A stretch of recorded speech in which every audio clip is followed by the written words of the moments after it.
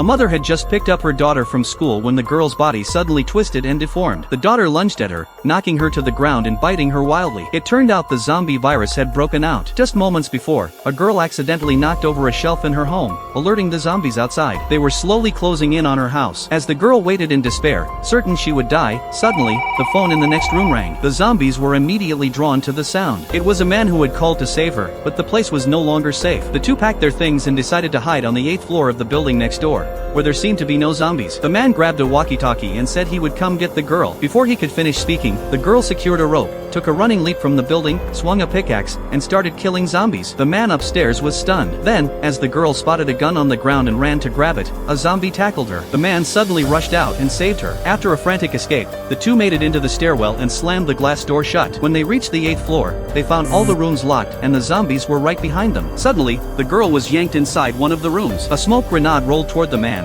and he used the distraction to slip away. Their rescuer was a middle-aged survivor. He offered them the last of his bottled water. Suspicious of people's cruelty, the two hesitated. The man seemed to sense their fear and took a sip first. Only then did they relax and drink. Next, he brought them canned food. Starving, they devoured it. The man told them rescue teams were already mobilizing, and they had enough supplies to last until help arrived. Overjoyed, they finally felt hope. But soon, the man suddenly passed out. By the time the girl realized something was wrong, it was too late. Her head spun, and though she didn't faint, maybe because she'd eaten less, she couldn't move her limbs. The survivor tied her up and dragged her into another room. When the girl regained her senses, she saw a female zombie chained inside. The other end of the rope was in the man's hand. If he let go, the zombie would attack her. This zombie was his wife. He couldn't bring himself to kill her, so he kept her leashed and fed her passing survivors. Just as the girl was about to be eaten, the man woke up in time and pointed his gun at the survivor. The survivor said he no longer wanted to live and told the man to shoot. But the man couldn't do it. Suddenly, the survivor released the rope. The man lunged forward and grabbed it at the last second. But the survivor wasn't done. He picked up a knife and advanced, only to notice the room had gone quiet. When he opened the door to check,